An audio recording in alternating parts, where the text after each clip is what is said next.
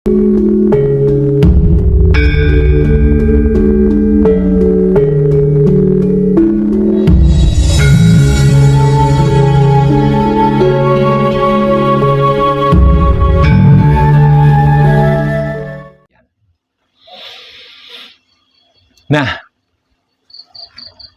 ketika keempat hal ini manunggal menjadi satu, itulah yang disebut sebagai alam semesta atau semesta alam. Alam semesta ini sebelum berkehendak disebut sebagai Sang Yang Nurasa. Dan Sang Yang Nurasa ini sebelum bergerak disebut sebagai Sang Yang Tunggal. Dan Sang Yang Tunggal ini sebelum bergerak disebut sebagai Sang Yang Wenang. Dan ketika keempat hal ini terpisah, berdiri sendiri-sendiri, itulah yang disebut sebagai gumelaring jagat atau dunia nyata atau dunia kasat mata. Yang seluruhnya berinti pada air, angin, api, dan tanah. Dan air, angin, api, dan tanah inilah sesungguhnya inti sari patinya, perwujudan alam semesta seisinya. Alias Maha Suci Tuhan yang saya maksud. Itu kalau ukuran luas dan besar. Kalau ukuran sempit dan kecilnya, air, angin, api, dan tanah inilah sesungguhnya inti saripatinya yang disebut manusia atau makhluk. Dan alam semesta atau Tuhan itu sendiri sebagai ruhnya. Keempat hal yang sudah saya uraikan dengan berbagai sudut pandang tadi, itulah yang dimaksud sebagai Sirullah, Datullah, Sipatullah, dan Wujudullah, atau Brahma, Wisnu, Siwa, dan Kali, atau Antaga, Ismaya, Manikmaya, dan Nurasa, untuk ukuran alam semesta. Untuk ukuran makhluknya sebagai air, angin, api, dan tanah, atau mutmainah, aluamah, amarah, dan subyah, yang saya perumpamakan sebagai cangkang telur, putih telur, kuning telur, dan ayamnya tadi.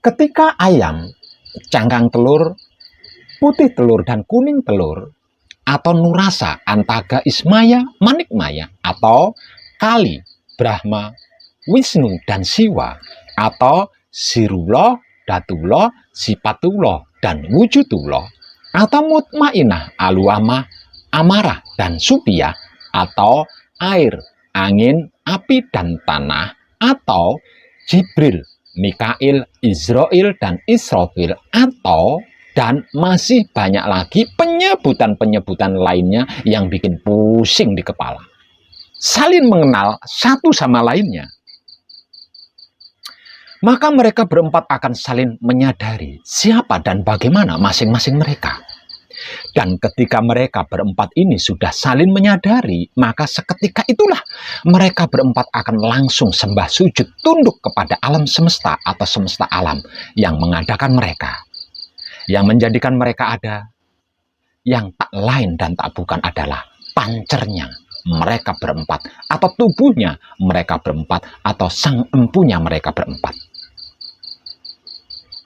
Dan ketika mereka berempat ini tunduk sujud sungkem kepada pancernya, maka tersebutlah sebagai manembahing kawula Gusti.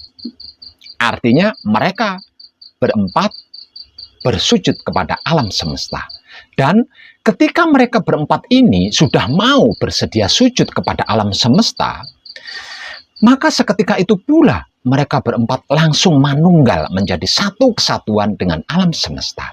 Dan ketika mereka berempat ini sudah manunggal menjadi satu kesatuan dengan alam semesta, inilah yang dimaksud manunggaling kawula Gusti. Dikarenakan mereka berempat sudah manunggal menjadi satu kesatuan dengan alam semesta, tiada lagi mereka berempat. karena sudah menjadi satu wujud dengan alam semesta.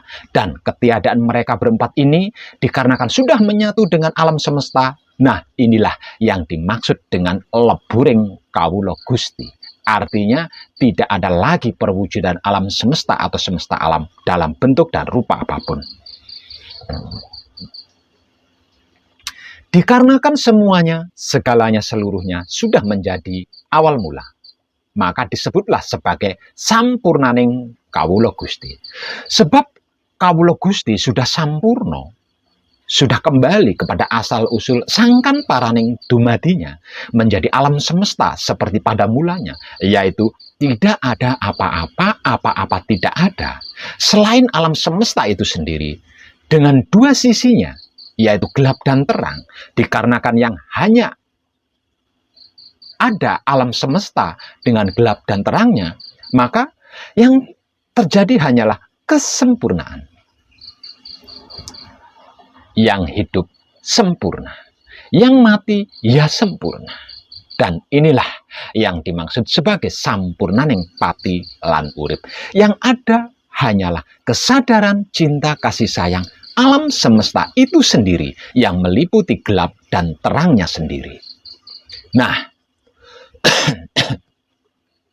itulah yang dimaksud sebagai wahyu pancalaku, yang menjadi sikap aslinya wahyu pancagaib, yang sudah saya uraikan tanpa tedeng aling-aling dengan menggunakan bahasa paling sederhana dan beberapa sudut pandang tadi.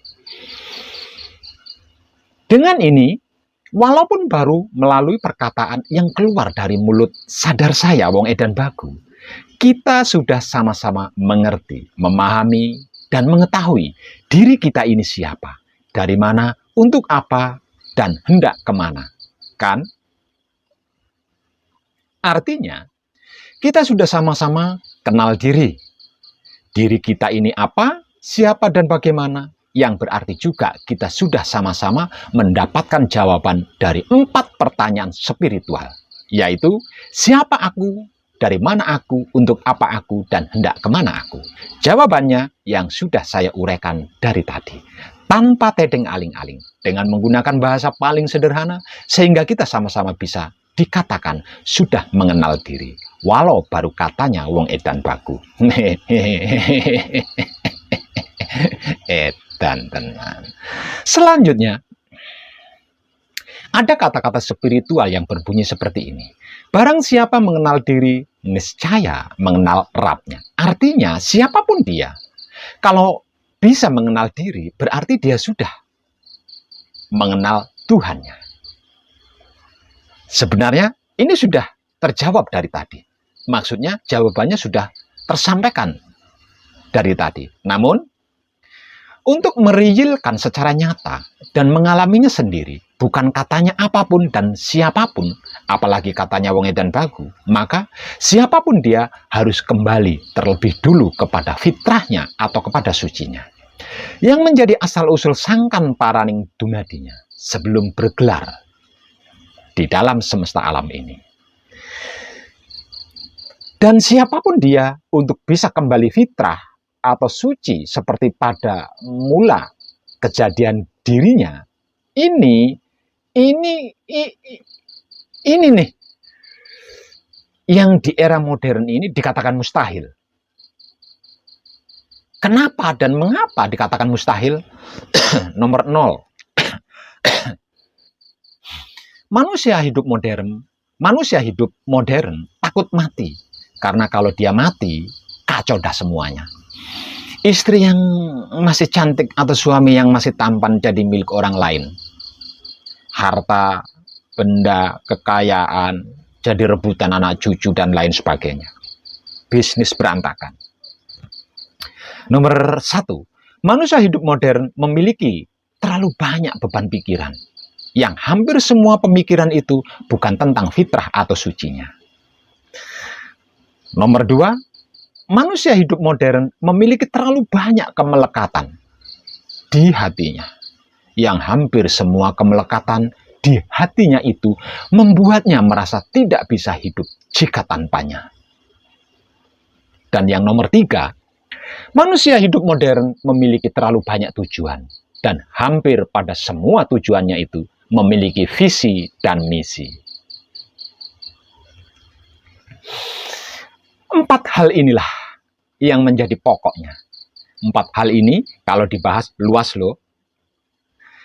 Itu saya ambil singkatnya saja. Dan 4 hal inilah yang membuat manusia hidup modern menjadi mustahil bisa kembali kepada asal-usul sangkan paraning dumadinya, yaitu fitrah atau suci. Betapapun banyak jumlahnya tempat-tempat belajar ilmu itu dan ini, serta sebagainya, dengan ribuan bahkan jutaan guru pembimbing yang tersebar di mana-mana dengan berbagai macam tipe dan karakternya. Dikarenakan otak atau pikirannya masih jelek atau buruk sangka, karena hati atau batinnya memiliki kemelekatan, bahkan banyak sekali. Tidak bisa hidup jika tanpa itu, kalau tanpa ini sungguh aku mati dan lain sebagainya. Kelamin atau syahwatnya mempunyai segudang visi dan misi, dan semua visi dan misinya itu bukan fitrah atau sucinya dirinya sendiri. Tetap saja tidak akan bisa sampai pada fitrah atau sucinya dirinya. Ini terbukti betapapun mengaku sudah fitrah, sudah suci hingga 7 kali. Lawang masih buruk sangka pikirannya tentang itu dan ini, masih jelek. Hatinya masih ada sirik, iri, dengki, benci, buli, dendam, fitnah, mencari-cari kesalahan sesuatu, menghakimi sesuatu, bahkan mengadili dan menghancurkan. Kelamin atau syahwatnya masih berkeinginan mencari keuntungan dan kepuasan diri sendiri. Fitrah, suci. Oh no. Suci itu tidak ada apa-apa. Apa-apa itu tidak ada. Gerak-gerik suci adalah kebajikan alam semesta, alias kesadaran cinta kasih sayang alam semesta. Bukan dan tidak yang lain selain itu. Percayalah, saya sudah membuktikannya. Ini loh, yang di era modern menjadi sesuatu yang mustahil digapai oleh manusia. Terlebih lagi dengan ketakutannya akan kematian.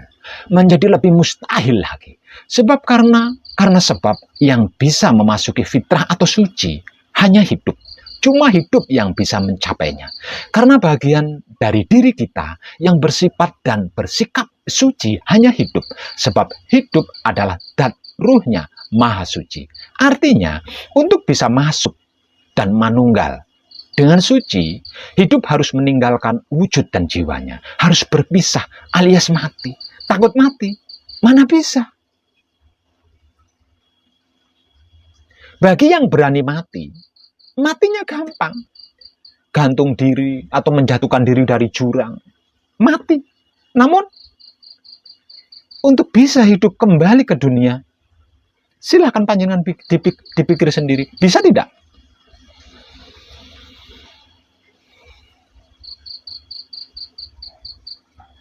Padahal, selagi belum pulang kampung, belum bisa fitrah atau kembali suci, pada asal-usul sangkan paraning dumadinya, mati itu sudah barang pasti dan bisa datang kapanpun.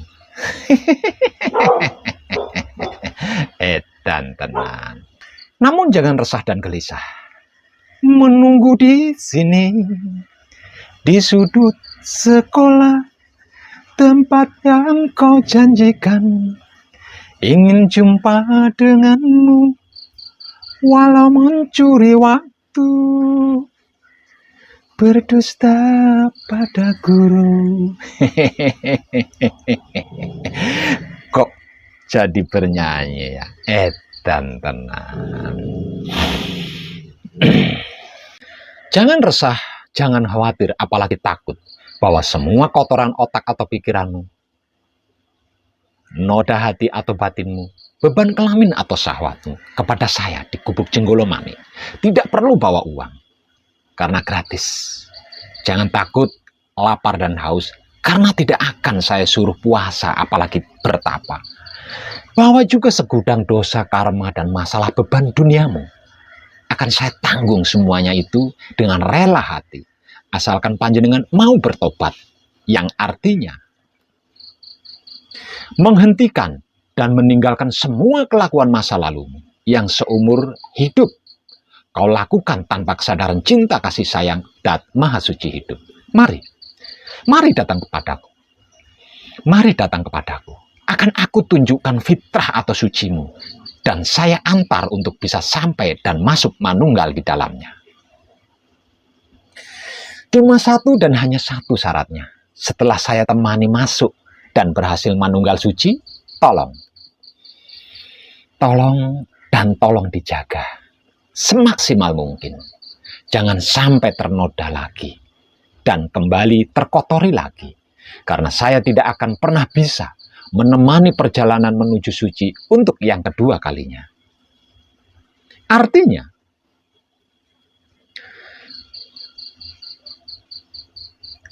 pencapaian dan keberhasilanmu ke fitrah atau suci akan menjadi sia-sia, bahkan percuma. Kalau ini sampai terjadi, setelahnya panjenengan akan mengalami proses perjalanan hidup di dalam kehidupan dunia ini lebih syarat dari orang awam. Lebih parah dari orang awam. Dikarenakan habis jatuh dari puncak tebing gunung yang sangat tinggi. Oke? Itulah tentang apa dan bagaimana sesungguhnya wahyu panca gaib dan sikap sifatnya wahyu panca gaib itu sendiri. Yaitu wahyu pancalaku atau iman. Yang sedang kita kaji dan praktekkan bersama-sama dengan kebajikan atau kesadaran rasa cinta kasih sayang hidup selama ini. Untuk itu, mari kita buktikan bersama-sama keaslian, realnya, atau gelar gulung kasunyatane, agar supaya tidak menjadi sebatas wacana kehidupan semata.